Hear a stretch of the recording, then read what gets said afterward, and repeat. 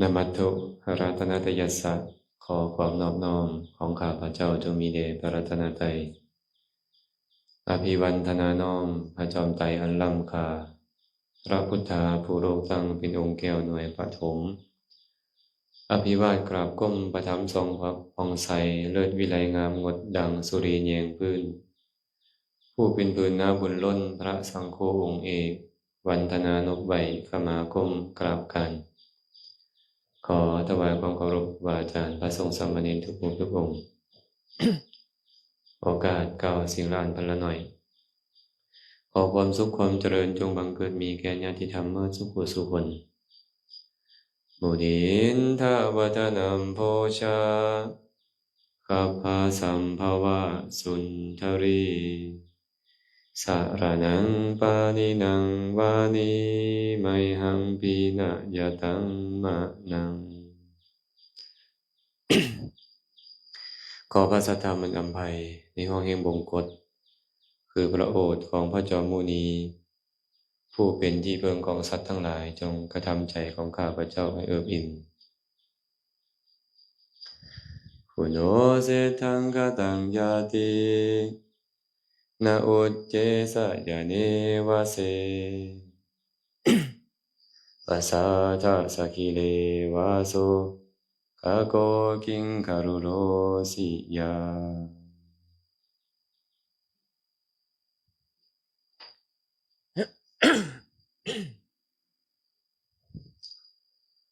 อากาศมื้อนี้คือทรงร้อนเนาะเป็นมื้อ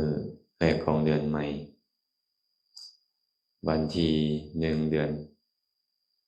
อน6ปี2026ชาวโลกเขาบัญญัติกันว่าเป็นวันเด็กน้อยสากลแม่นบ่เป็นวันปลูกต้นไม้มื้อนี้พวกเราก็จะร่วมกันปลูกต้นไม้จากต้นหนึ่งบ่หลายก็ให้ไม่ได้ต้นหนึ่งต้นไม้ภายใน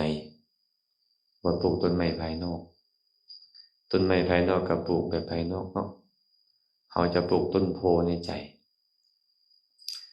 ปลูกต้นโพน้อยๆในดวงใจให้มันงอกงามในใจของเราต้นโพต้นนี้เอิ้นว่าญาณะก็เลยตั้งชื่อมันว่าต้นโพธิญาณปัญญาอันเป็นเครื่องอบรมการตรัสรู้ในอนาคตนะเราจะปลูกต้นโพคือปัญญาในใจของพวกเราคือการฟังธรรมนั่นเองการฟังธรรมมันเป็นบ่อเกิดแห่งปัญญาแม่นบ่สุดสูสังสุตวัฏฐนีสุตังปัญญายะวัฒนังปัญญายะอัตถังชานาติญาโตอัตโถสุขาวะโหเป็นตาชื่อวะชื่อคาถาบทนี้เด้อสายปานเพิ่นบอกว่าสุดสูสังสุตวัฏฐนีการฟังด้วยดีเป็นเหตุให้การฟังเจริญสุตังปัญญายะวัฒนังการฟังนั่นแหละเป็นเหตุให้ปัญญาเจริญปัญญายะอัตถังชานาติบุคคลยอมรู้ประโยชน์เพราะมีปัญญาญาโตอัตโธสุขาวะโหประโยชน์ที่บุคคลรู้แล้วเป็นเหตุนำความสุขมาให้เพิ่นบอกไว้จังซี่เนาะคันบ่ตั้งใจฟังบ่ตั้งใจฟังด้วยดีการฟังก็บ่เจริญนั่นแม่คันบ่ฟังด้วยดีผู้แสดงผู้บอกกล่าวก็บ่อยากเว้าให้ฟังแม่นบ่การฟังก็บ่เจริญอาตมาไปบางบ่อนโอ้ยสิเทศน์แข่งฮอดพระอัญโยมมันก็ได้ล้มกันเสียงดังเอาแท้เอาว่าเฮาใช้ไมค์ยังบ่สู้เขาโอ้ยแบบนี้ก็บ่เป็นตาไปอาจารย์นิมนต์มาเทศน์เด้อโอ้ยสิไปเฮ็ดหยังพวกเจ้าเทศน์เก่งกว่าข้อยพุ่นแม่นบ่เป็นตาไปเทศน์ให้ฟังบ่แบบเนี้ยเออไปฟังแล้วเล่นแต่โทรศัพท์บางคนน่ะฟังธรรมโซกันเล่นแต่โทรศัพท์ ฟังด้วยดีบ่แบบเนี้ยบ่การฟังเจริญบ่มีผู้ใดอยากเว้าให้ฟังคนแบบเนี้ยสถานที่แบบนี้กลุ่มคนแบบนี้เนาะฉะนั้นคือเบื้องต้นเลยสุดสูสังสุตตวัฏฐนีการฟังด้วยดีจึงเป็นเหตุให้การฟังเจริญมันได้ฟังหลายเทื่อขึ้นหลายเทื่อขึ้นหลายเทื่อขึ้นเห็นบ่สุตังปัญญายะวัฒนังผู้ฟังอยู่นั่นแหละการฟังอยู่นั่นแหละเป็นเหตุให้ปัญญาเจริญบัดนี้ฟังเทื่อนี้เข้าใจเสื่อมนี้ฟังเทื่อหน้าเข้าใจเพิ่มฟังหลายเทื่อหลายครั้งหลายคราวขึ้นปัญญามันเกิดขึ้นมีปัญญาฮู้โอ้ยอันนี้เป็นแบบนี้อันนั้นเป็นแบบนั้นชีวิตเป็นแบบนี้ชีวิตเป็นแบบนั้นการดำเนินชีวิตควรแบบนี้ควรแบบนั้นเข้าใจปัญญามันเกิดขึ้นเพิ่นเลยบอกว่าปัญญายะอัตถังชานาติบุคคลย่อมรู้ประโยชน์เพราะปัญญาหั่นบัดนี้ปัญญามันเกิดขึ้นเลยเด้มันก็รู้แหละอันนี้เป็นประโยชน์อันนี้บ่เป็นประโยชน์ค่อยสิทิ่มสิ่งที่ให้ประโยชน์ค่อยจะสมาทานประพฤติแต่สิ่งที่เป็นประโยชน์มันรู้แหละแต่ก่อนเฮาบ่รู้เนาะเฮาคิดว่าการเฮ็ดสิ่งต่างๆเพื่อเลี้ยงชีพการฆ่าก็ตามการลักขโมยก็ตามการเอารัดเอาเปรียบคนอื่นก็ตามการประพฤติผิดในกามการเว้าตั่วเป็นต้นการไปเลาะดื่มน้ำเมาเป็นต้นนี่ว่าจะเป็นเหตุให้ชีวิตของพวกเฮานี่เจริญพวกเฮาคิดแบบนี้เห็นบ่เฮาก็แสวงหาสิ่งเหล่านั้นแสวงหาด้วยคิดว่ามันจะเป็นเหตุแห่งความเจริญตอนนั้นนะตอนที่ปัญญามันบ่ทันเกิดขึ้นพอปัญญาเกิดขึ้นแล้วฮู้บัดเนี่ยปัญญายะอัตถังชานาติฮู้ว่าอันนี้เป็นประโยชน์เพราะปัญญาเมื่อข้อยฮู้สิ่งที่เป็นประโยชน์แล้วฮู้ว่าอันใดบ่เป็นประโยชน์แล้วข้อยก็พยายามลดละเลิกสิ่งที่มันบ่เป็นประโยชน์สมาทานประพฤติในสิ่งที่เป็นประโยชน์แม่นบ่คันประโยชน์อันบุคคลฮู้แล้วมันเป็นเหตุนำความสุขมาให้ฮู้แล้วเด้ว่าอันนี้เป็นประโยชน์อันนั้นเป็นประโยชน์ข้อยก็เฮ็ดแต่มันนั้นเมื่อข้อยเฮ็ดสิ่งที่เป็นประโยชน์แม่นหยังล่ะตามมาบัดนี้แม่นหยังตามสิ่งที่เป็นประโยชน์มาความสุขความสุขก็ตามมาเนาะความสุขก็ตามมาเมื่อความสุขมันตามมาแล้วชีวิตเราต้องการอิหยังนอกจากความสุขบ่มีอยากได้เงินได้คำมาก็อยากมีความสุขแม่นบ่อยากเข้าวัดฟังธรรมได้สะดวกอยากมีความสุขอยากไปนี่มาหั่นมีเงื่อนไขในการไปกันมาสะดวกอยากมีความสุข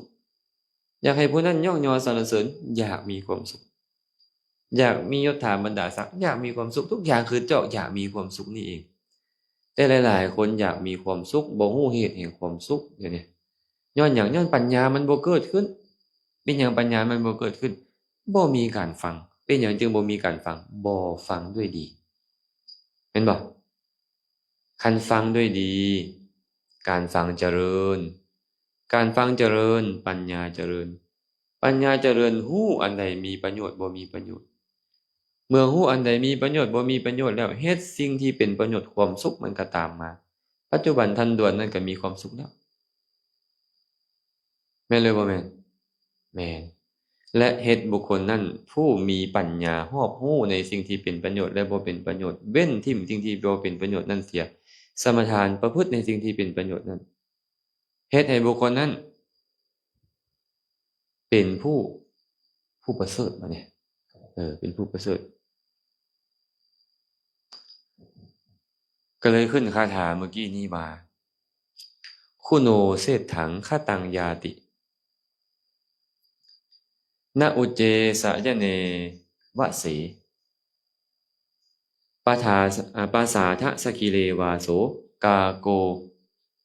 กิงครุโรสิยาจือเด้อให้จือนำกันเป็นตัวแก้วจือคุโนเศรษฐังคตังยาติณอุจเจสยเนวสี ปาสาทะสกิเลวาโสกาโกกิงคะรุโรสิยาแปลว่าคุณความประเสริฐนี่นะคุณนี่นะคุณยอมมีมาเข้าถึงบุคคลชีถึงความประเสริฐบ่ได้มีแก่บุคคลผู้นั่งหรือนอนอยู่ในที่นั่งที่นอนสูงใหญ่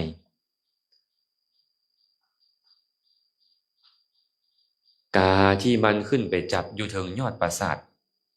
มันจะกลายเป็นพญาครุฑซันบ่เพิ่นว่าเพิ่นบอกจังซี่เห็นบ่กาเจ้าก็เห็นกาวะเป็นจังได๋สายปานกาเนี่ยคือตัวแมวน้อยนี่บ่กามันคือหยังตัวกาคือตัวนกอืมมีจัวน้อยจัวหนึ่งไปฮ่องกงนำไปฮ่องกงบ่แม่นฮ่องกงลาวเด้ฮ่องกงจีนเด้อก็ไปฮอดฮ่องกงไม่ออกก็มารับแล้วก็พาไปพักอยู่วัดหนึ่งติดทะเลมันก็มีห้วยน้อยไหลลงสู่ทะเลเนาะฝนบ่ตกมื้อนั้นน่ะเป็นจั่งใดล่ะฝนตกไม่ออกเอออ๋อเจ้าฮู้บ่ว่าเสียงหยังนี่แต่งดินเสียงอึ้งอืมอึ้งอ๋อง มันเสียงบักดังๆเนาะตัวอึ้งมันห้องเนาะแม่นบ่ห้องอยู่พู้นนอนอยู่ข้างนาเพิ่นก็ยังดังบักดังๆโจรน้อยก็เลยถามโจรน้อยปัดโจรน้อยลาวถึงเสียงอิหยังอาจารย์เพิ่นว่าเสียงอึ้งตัวไหนมันเป็นแนวใดอึ้งเนี่ยมันคือเป็ดนี่บ่เพิ่นว่าอึ้งนี่มันคือเป็ดนี่บ่เพิ่นว่าโอ้โจรน้อยนี่มันสิคือเป็ดแนวใดน้อยอึ้งอะอึ้งมันก็คือกบคือเขียดนี่ตัวจักแลมันคือเสียงดังแท้ซั่นน่ะเพิ่นว่ามันตัวน้อยๆคือเสียงดังแท้เพิ่นเข้าใจว่าตัวห่านน่ะนะอืมมันสิคือตัวเป็ดนี่ติเพิ่นว่าตัวอึ้งบางคนก็บ่ฮู้อีหลีเด้เนาะเจ้านี่ฮู้บ่ล่ะกาแม่นจั่งใดกานี่นะ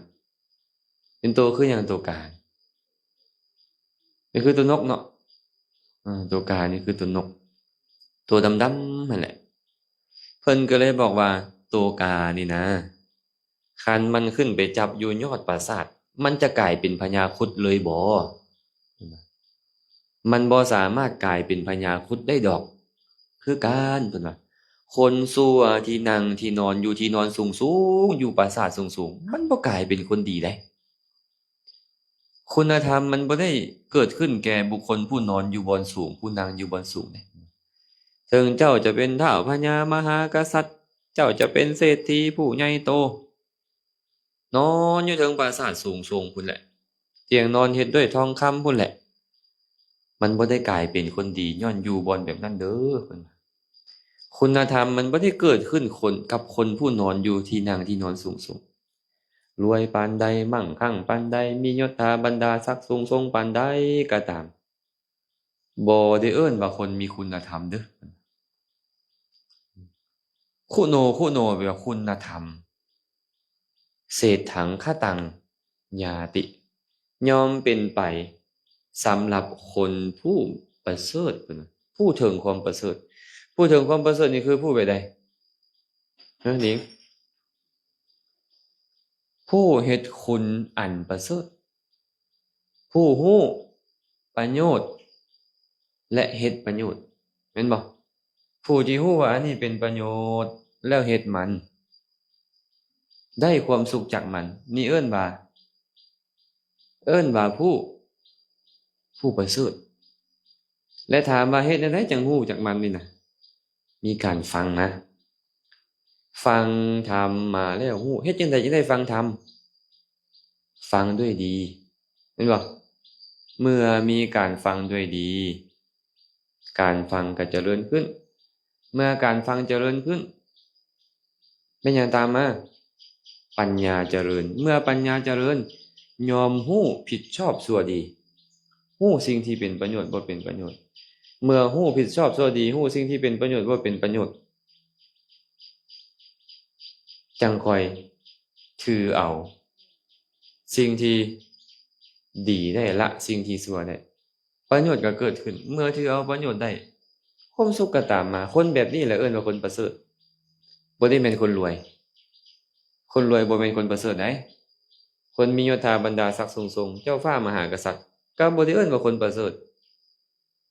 ถ้าหากบ่มีคุณธรรมแม่นบ่ญาติโยมว่าแม่นบ่นะเพิ่นก็เลยบอกไว้แบบนี้ว่าคุโนเศรษฐังคตังยาตินะอุจเจสยเนวะเสปัสสาทะสกิเลวาโสกาโกกิงคารุโรสิยากา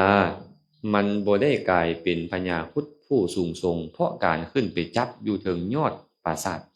ฉันใดคุณงามความดีคุณธรรมมันก็บ่ได้เกิดขึ้นกับบุคคลผู้นางหรือนอนอยู่เทิงที่นางที่นอนสูงส่งแต่มันเกิดขึ้นสำหรับคนที่ประเสริฐคือผู้ถือเอาประโยชน์ได้พวกเขาเป็นผู้แบบใดนี่แม่คันเป็นคนประเภทใดฟังด้วยดีบ่การฟังเจริญบ่ปัญญาเกิดขึ้นบ่ฮู้สิ่งที่เป็นประโยชน์บ่ฮู้แล้วเฮ็ดตามบ่คันเฮาเป็นคนแบบนั้นเฮาชื่อว่าคนประเสริฐถึงค่อยจะเข้าขาดแรงแกร่งขัดหม้อค่อยก็ชื่อว่าคนประเสริฐถึงค่อยจะอวัยวะพิกลพิการค่อยก็ชื่อว่าคนประเสริฐค่อยบ่มีอิหยังเลยตอนนี้ค่อยก็ชื่อว่าผู้ประเสริฐหากค่อยเป็นแบบนั้นตรงกันข้ามบัดนี้ค่อยมีเงินมีทองหลายหลายมีทรัพย์สมบัติหลายเป็นผู้ห้างตังมียศถาบรรดาศักดิ์สูงส่งแต่ว่าคุณธรรมมันบ่เกิดขึ้นนะค่อยจะต่างหยังจากกาล่ะกาไปบินจับอยู่เทิงปราสาทก็บ่เฮ็ดให้กลายเป็นพญาครุฑได้ร่ำรวยสูงส่งปานใดแต่บ่สามารถเฮ็ดคุณงามความดีได้ก็บ่สามารถกลายเป็นผู้ประเสริฐได้คือกันฉะนั้นเนาะฝากคาถาสั้นๆเด้อมื้อนี้เด้อคาถาสั้นๆเอาไว้เนาะอย่าเฮ็ดโตคือกาเด้อเฮ็ดโตคือกาไปจับอยู่ยอดปราสาทซื่อๆมันกลายเป็นพญาครุฑบ่ได้คันพวกเราบ่พยายามถือเอาสิ่งที่เป็นประโยชน์ถึงเราจะอยู่บ่อนดีปานใดเราก็บ่ชื่อว่าผู้ประเสริฐได้นะเอาละเนาะมื้อนี้ก็คงจะบ่เว้าอิหยังหลายอากาศมันร้อนๆอีตนหมอปิยะอืมอนุโมทนาบุญนำญาติโยมเบิดสุขสุขคนที่ได้สละเวลามาร่วมกันเจริญกุศลในช่วงพักเที่ยงของมื้อนี้ขอให้บุญนี้จงเป็นปัจจัยอำนวยอวยไสให้ทุกคนทุกท่านจงได้ประสบพบเจอแต่ความสุขปราศจากทุกข์ทั้งปวงหากปรารถนาสิ่งหนึ่งประการใดอันเป็นไปในทางที่ชอบประกอบด้วยธรรมแล้วก็ขอให้ความปรารถนาของทุกคนทุกท่านจงสำเร็จโดยทั่วกันเทอญ